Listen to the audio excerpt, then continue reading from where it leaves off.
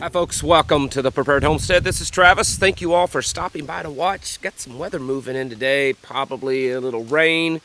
They're saying definitely some rain tomorrow, but it's got that feel today, so we'll see if it's just moving in today, if we'll actually get it. But, yeah, Middle East stuff going on, bad, right? And it's, from our perspective, yes, what's going on between Israel and Gaza, lots of lives being lost, and it's awful, and I don't want to discount any of that, but what looks like is happening with us as the United States is potentially a war between us and Iran, which will of course bring in other elements. It's just that's the simplest way of putting it. There have been 13 attacks now on U.S. soldiers that are stationed throughout the Middle East since this all began with Israel and Hamas. And the U.S. Pentagon is saying that they firmly believe that all of these attacks are done by proxies of Iran. We have one of the largest naval forces, if not the largest naval forces, that have been built in the Middle Eastern region around Israel since World War II. I mean, here's a list of some of the ships here. It's a pretty big deal. There's a lot of stuff going on there. And I know that there's a lot of focus on that, including myself, over the last few days, but I want to shift focus just a little bit. It's related to all this, but shift focus on something that we can't forget that's going on, and that's at our own southern border. Last month, Border Patrol said that they made contact with 270,000 people that came across the border. 270,000. That's a good-sized American city. In fact, a city of 270,000 would rank somewhere around the top 70 cities in population size. That's pretty big. 270,000 in 1 month. Now, officially, they're saying that the number of illegals that's crossed since Biden took the White House, stage set that they've made up for him to be in, is around 6 million or so, but I've seen numbers that are far, far greater than that, and I suspect it's well into the double digits, because most of the numbers that they put out are what they connect and contact and catch across the southern border. Not all of it is about the northern border or all the other ways that people are coming into this country illegally. So I suspect the number is far greater than that. And of course, we've talked about this at length, right? About how bad it is and how there's so many coming across and how they're just overrunning the whole system, right? How there's towns, the closer you get to the border, there's so many towns down there that they've almost completely collapsed because they cannot sustain the numbers. They just can't. You take a town of 20,000 people, let's say, which is a normal, decent, small little town, not tiny, but smaller town, and you dump another 20,000 people into it, or you dump 5,000 people into it overnight. They can't handle it. There's no infrastructure there. The law enforcement can't handle it. The medical systems can't handle it. The supply chain, the grocery stores, they can't handle that number being just dumped into their system. And this is happening all over the southern border and throughout the United States, where thousands and thousands of illegals are pouring into certain cities, and it's overrunning them. This is one problem, okay, in relation to the border being flooded by illegals. And I could go into much grander detail of the millions that are traveling at this moment. Michael Yan, who reports on this quite often, states that pretty much at any given time there's probably 2 to 3 million in transit throughout South America making its way to the United States. And as soon as they're crossed, there's more to replace them. So at any given time, there's about 2 to 3 million or so that's working their way to the southern border. And so this is becoming a bigger and bigger problem, and we know that.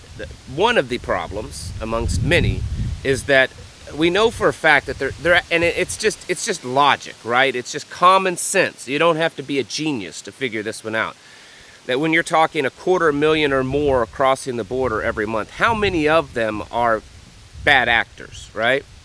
I mean, I'm not saying the ones that are bad actors simply because they've broken the law by entering here illegally. I mean the ones that are coming here with a specific intent or even orders to do bad things. There absolutely has to be. I mean, just take a city with 250,000 people in it. How many of those 250,000 people are bad actors in that city? There's a number of them. That's just simple, basic mathematics, right?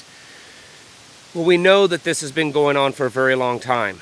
We know for a fact that there are sleeper cells in this country. There's hundreds, if not thousands, of sleeper cells in this country. Sleeper cells from China, Russia, Middle East, Africa, and various other countries that are coming here with the intent to do harm. And this is becoming more and more profound. And as things escalate in the Middle East, it increases the odds that these sleeper cells will do something. The U.S. government has been issuing warnings about these sleeper cells, that they are getting more and more intel, that they are probably becoming more active. I mentioned it yesterday or the day before in a video that I'd received some intel from, and this is a trusted source, from a DHS agent that said that they had believed that some of these sleeper cells had been activated, and they're just basically kind of waiting to see what happens. This is becoming a bigger and bigger problem, and it's something that we have to take serious, that the real likelihood of various agents and actors from foreign agencies, foreign governments, could start doing things, infrastructure, critical infrastructure, bridges, dams, electrical grid places, food supplies, all this kind of stuff, tainting, water supplies. There's all kinds of things that they could be doing. And if everything goes full activity, if we get engaged with a full-scale war with Iran and possibly Russia and China, the likelihood of these things happening are, I would say, pretty high, and it should be something high up on your priority list of preparations and defense. Because while we look at the things that has been happening in, say, Ukraine, and then now in Israel and Gaza, and they're bad, no one really wants to see people die. We don't want to see all this destruction. It's happening and it's awful, and there could be repercussions back home through supply chains. We've seen ammo shortages recently, things like that. But these sleeper cells bring a whole new different thing into the bunch.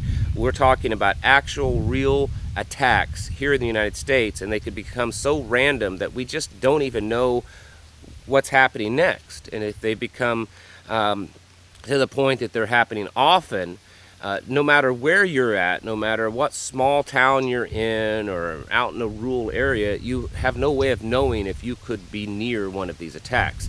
And so that in itself right there is something that we should be very worried about and cautious about. Now, just the fact that they're pouring and allowing or encouraging or transporting, because they're doing all of those things and more, of these illegals into this country presents another thing.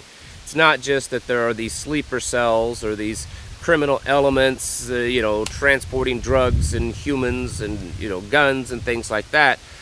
I fully believe that this is also part of this replacement, idea that they are trying to replace us as a people. Think about this. This was a discussion that I had yesterday with some people.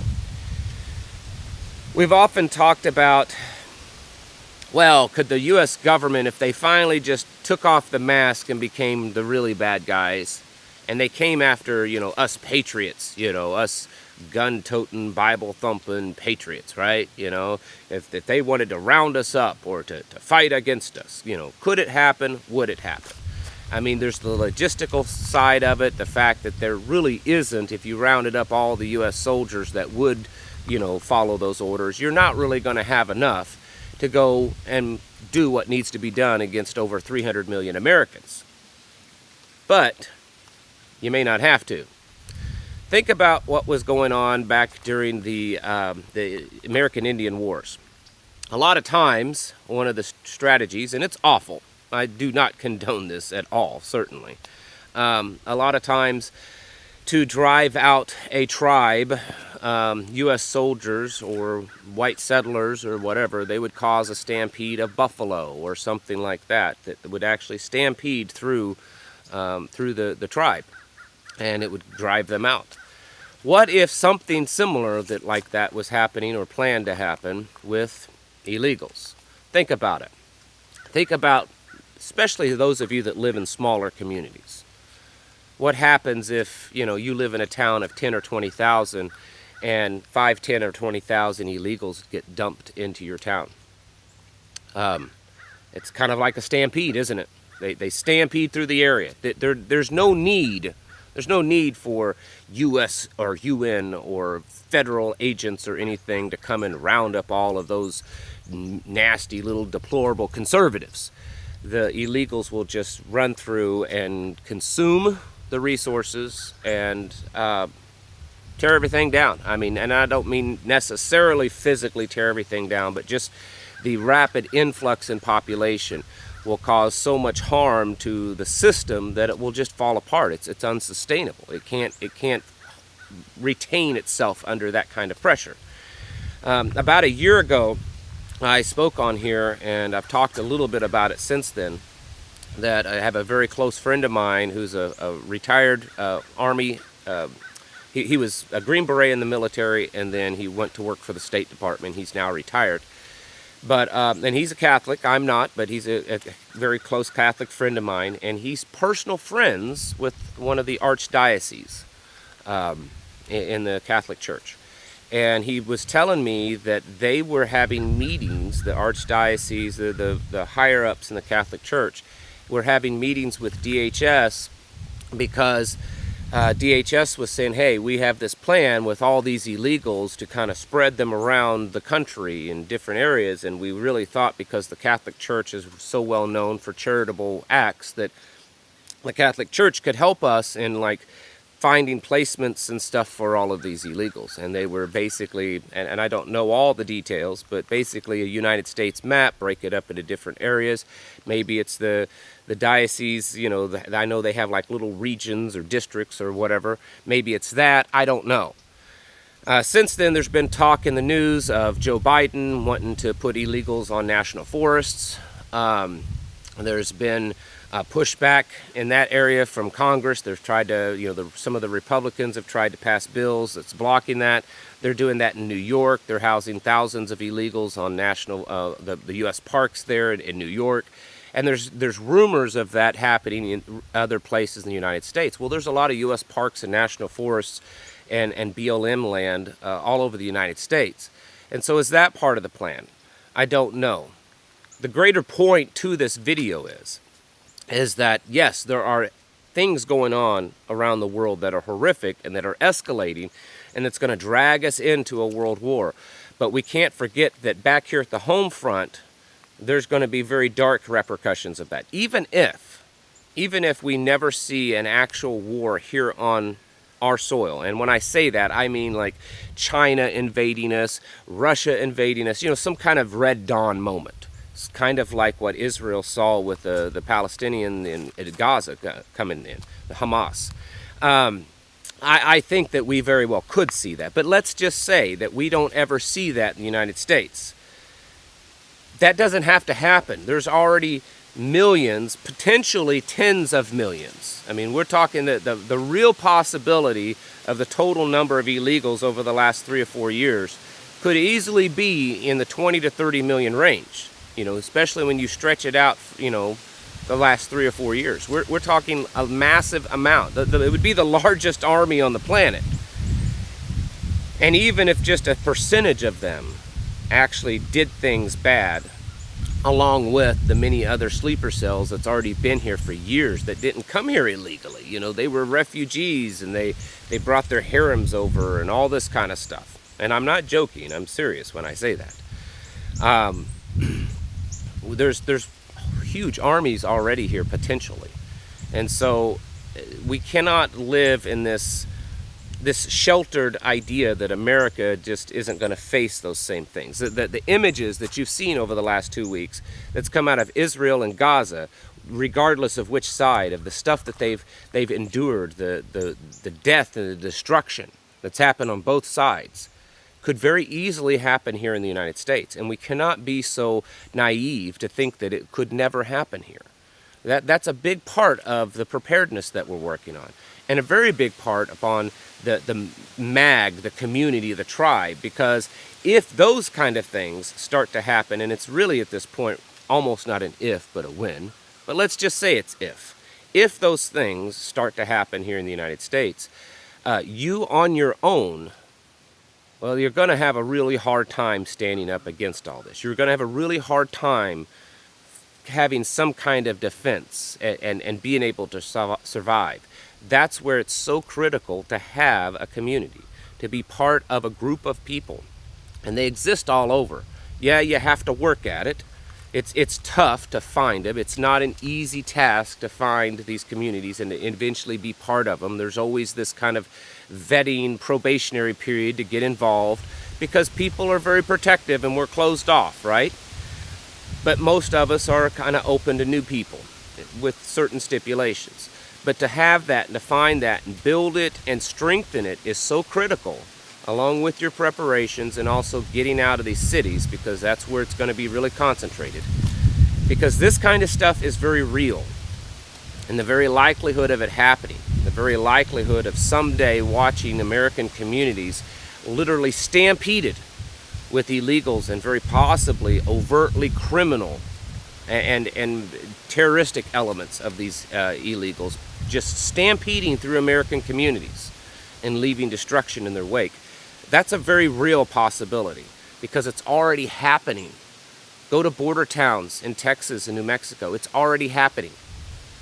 And it could be coming to a town near you. And so that's why we have to prepare. That's why we need to be stocking up, training up, praying up, and building your community. Folks, get your houses in order and prepare yourselves mentally, physically, and spiritually. Thanks for watching. I'll catch you in the next video.